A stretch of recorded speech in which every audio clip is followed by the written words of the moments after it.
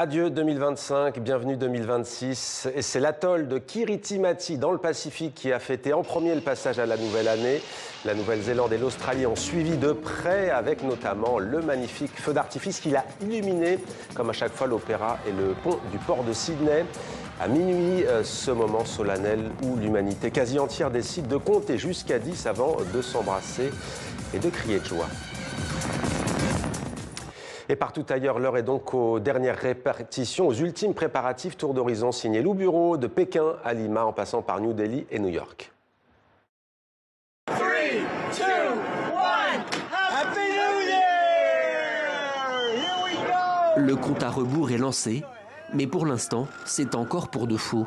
Pas de foule, pas encore d'ambiance sur la célèbre place Times Square. À New York, les dernières répétitions ont lieu autour de la mythique boule lumineuse. Une tradition née il y a plus d'un siècle pour remplacer les feux d'artifice, jugés trop dangereux en centre-ville. Et cette année, la sécurité est d'ailleurs au cœur de l'événement. Le maire Eric Adams donne ses dernières consignes de Nouvel An. Dans quelques jours, il cédera sa place à son successeur, Zoran Mamdani. Si vous voyez quelque chose, signalez-le et surtout agissez. Prévenez l'un des agents présents sur place. De l'autre côté de l'Atlantique, à Londres, les feux d'artifice, là, sont bien au rendez-vous. Ils jailliront comme chaque année au-dessus de la Tamise.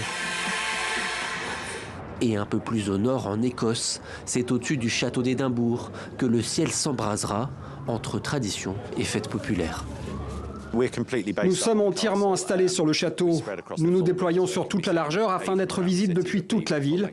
Et le château offre vraiment le décor idéal pour nous. Et pendant que certains répètent, ailleurs, la fête est compromise. À New Delhi, en Inde, un épais brouillard de pollution s'est abattu sur la ville. Une qualité de l'air qualifiée de grave par les autorités et de nombreuses annulations dans les aéroports et les gares. À Pékin, en revanche, ciel dégagé. Et après le traditionnel gala, c'est déjà l'heure pour Xi Jinping du discours à la nation. Camarades et amis, chaque année ouvre un nouveau chapitre de la vie.